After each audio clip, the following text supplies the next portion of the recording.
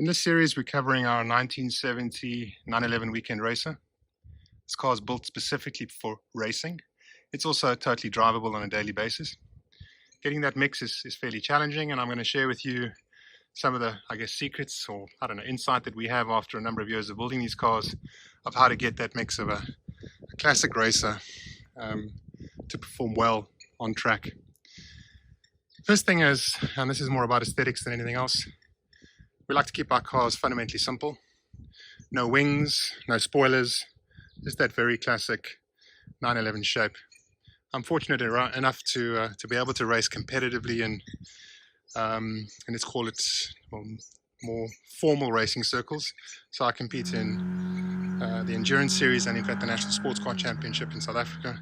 So I do have kind of an appreciation for what aero can do at very high levels of performance.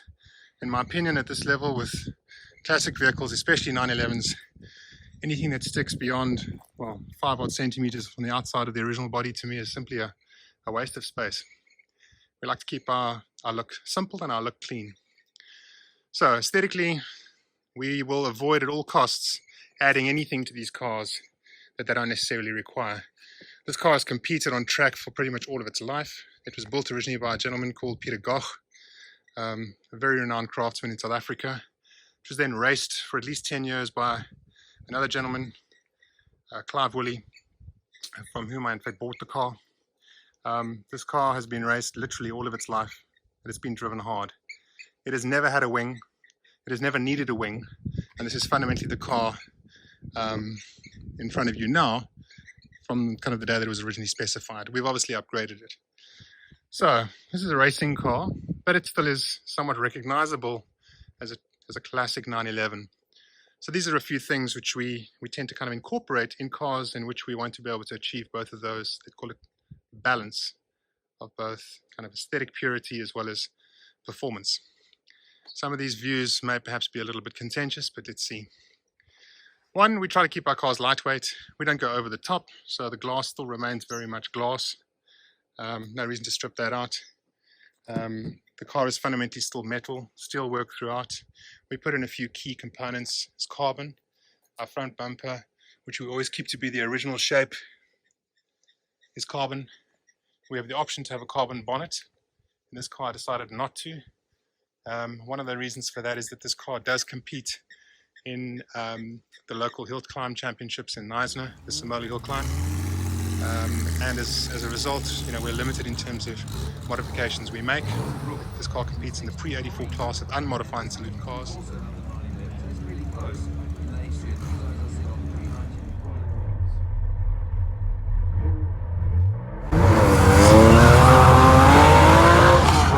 So we've got limited amounts of carbon. The front bumper, the rear deck lid, in fact the rear bumper, which is the integrated bumper, which immediately gives you that slightly more sporty feel. And other than that, that's what the car is. There's nothing else to it from an external point of view that makes this fundamentally a racing car, and that is just the way that we like it. There are a few other important aspects of the car, and again, this car has won twice in the Somali hill climb, so it certainly is capable. One of the key aspects, or rather recognizable components of this car, are what we call our racing seats. These seats are produced locally. The carbon, in fact, this car happens to have a composite of carbon and Kevlar. The buckets, as we call them, are made by a gentleman called Anton Decker. And all of our interiors, and specifically these seats in terms of their covering and the foam, etc., is made by a gentleman called David Corlett. I work very successfully with the likes of David. I'm a difficult customer, but he's very good at what he does, and we tend to make those things work. So the car has got racing seats in it. Certainly not designed for, let's call it larger individuals. They hug you quite tightly around your hips. Very comfortable indeed, and they hold you in place. They're 4-point racing harness seats. What that requires then is that they obviously have some form of point of connection. In our case, they connect to, a very simple and rudimentary roll cage. Rear seats are, they're there, but I certainly wouldn't want to travel any kind of long distance in them. You'll notice as well that our Interior is kept particularly kind of simple. We'll talk about the gear shift in a second. Have an additional piece of carpet just to ensure we don't wear through the carpet. But that's it. There's nothing particularly special about the interior of this car, and we believe that that level of simplicity is what makes it fairly unique. One very interesting component of this car is in fact its gear shift. That is a stock standard 915 gear shift that has been converted to a short shift. And what it also has is a very nifty little contraption that ensures that you can always find your neutral gear. So when racing, you're obviously as rapidly as possible trying to change gear, but you never want to confuse one gear with another. So you always want to be able to, at any point in time, always find neutral. Now there are a number of far more advanced racing gearboxes out there. We prefer to avoid them, and frankly we really love that very simple aesthetic of a gear shift. It's originally a 915 gear shift with a slight modification.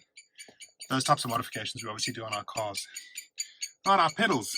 I've faced a lot of, let's call it social media pressure about our cheap pedals from individuals that certainly wouldn't know any better. So in our case, these pedals were in fact fitted to the car by the original builder. They were raced like this for 10 years. Probably cost you a few pounds at most. Rands, dollars, call it what you will. Our decision was to keep them. And I love the fact that this car has got a fairly interesting story to tell about different people that have raced it throughout its life. So whilst we spend a vast amount of time aesthetically making our cars look wonderful and gorgeous, there's some things which we like to keep original. Let's talk about the dash. That there is an original Hoyer Rally dash clock. Very special little item. Very popular, in fact, in the late 60s and early 70s, and used to obviously time however long it took you on a specific rally stint. Popular in racing cars, speedboats, you name it. An addition which we very much like to add to our cars. We've also got some very simple branding, which are the likes of our insignia. Steering wheels are important. And again, I mentioned this is a racing car. So we do in fact have an original 380mm diameter 911 wheel, which I in fact keep in a cupboard, ready for show day. But this is the car that we race with, which in our opinion is just enough, or just a small enough diameter to give you just the right amount of turning. Obviously, the smaller the diameter, the more aggressively a car will turn, and there's a certain happy medium that one wants. This happens to be a Momo wheel. We don't, as a rule, specify or spec Momo wheels. This was also an original wheel that came with the car and has been raced by many people before me. Certainly, I'm sure, more capable racers than I am. So I don't know. Let's see, it is my rabbit foot that I rub to win. Other than that, the inside of this car is fundamentally original. Obviously, everything, and I mean everything, is refurbished and redone and works perfectly when we rebuild our cars. But this car is something that you can literally drive to the race, get back in it and drive back home. And that's something which we quite enjoy. Let's have a look at the power plant. Okay, I have a preference for specific 911 motors. This one happens to be a very special motor, which is a 2.7 litre. 2.7 revs high, and it gets to those revs very quickly. This one also, and this, by the way, is a car that carries its original when I say original, the original dimensions of its 2.7 pistons. But what it's got on it is in fact a mechanical fuel injector. Now that MFI, as it's known, is an important piece of kit. Very rare, in fact. This one, quite unusually, comes off an original 73 RS. And, if you can just imagine the complexities of getting, mechanically getting 6 cylinders fed by a little jet of fuel, it's really quite remarkable. What it gives us is an incredibly smooth kind of delivery of power. And in fact, ironically, quite unusually, in fact, this car is in fact relatively fuel efficient as well. So what we have in the back here is a stock standard, obviously totally rebuilt motor, 2.7 litres with a 2.7 MFI. So it is fundamentally the same specification as a 73 RS. Other than that, no tricks to be found here. There is, however, one important modification that helps immensely with hill climbs, which is the transmission. The transmission in the car is a 915, but inside it has been rebuilt with what we call racing gears. So those aren't any special, by order gears. Those simply happen to be gears which have got a slightly more aggressive ratio. If you do your homework, you can identify which those gears are within the broader Porsche range. And if you've got a car that you race, perhaps start at that point, having a look at what the respective ratios are. If you want to get off the mark quickly, obviously a tighter ratio helps you, and then you need to kind of work out the correct spacing between there and your top gear if it's top speed that you're looking for. Another important little trick that we have, and again, none of this I guess happens by accident, but all of it is important, is wheels. Wheels are an important thing. They give a car kind of a very recognizable look and character. This car at the moment happens to be carrying 16-inch Fuchs, and those are 7 and 8-inch or 8J dimensions. We do have a set of 15s for this car. The challenge that we have is that there's a very limited set of options for 15-inch tires. And when specifying this car specifically for the hill climb, I wanted to ensure that we had the fastest possible takeoff. Hill climbs are 1 on takeoff. They're not 1 fundamentally, in my opinion, on top speed.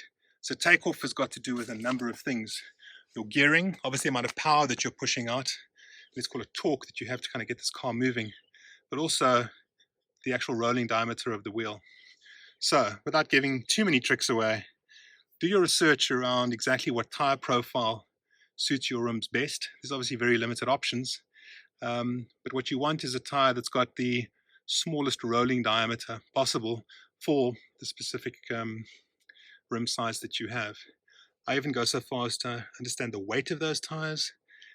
We need a lightweight tire with preferably the shortest rolling kind of diameter or rolling distance. We would have this car on 15-inch if we could find the right wheels. It may look just a little bit over-wheeled in somebody's opinion. I think we've got it okay. Must be honest that I don't like classic 911s with particularly large and unwieldy 17, 18, in certain cases 19-inch rims. But certain cars pull it off because they're a little bit beefier, slightly later bodied, wider bodied. The wider the body, often let's call it the larger the wheel where you can pull off. But in my opinion, I don't think you can go any higher than this without it kind of risking looking like a noddy car. Final thing about the exterior is a very important piece of kit in my opinion, which is a Tabit side view mirror. Here it is. Tabit is not specifically a Porsche part, so this is certainly not OEM, but they make amazing, very recognizable side view mirrors. It's just a small, let's call it a little treat. Having seen a car that carried a Tabit, and I happened to be in New York at the time, I fell in love with it many, many years ago and sought it out. So this car happens to have a Tabit side view mirror. Other than that, there's really nothing to say. This car is simple. It's done some very tough things in its life. It is, in fact, and I can say this with confidence, very fast. And for no other reason than it's been built well. It's got a strong motor in it. It's geared correctly. Its carburation obviously is kind of well suited to the specification of the motor. And it's got, wheels and tires that suit that setup. So I'm sorry if you were expecting some form of hidden secret as to how to win races. We'll talk about that in a separate episode of how to drive to win, perhaps. But that's just the way that we build our cars. Thank you very much for listening and enjoy the series.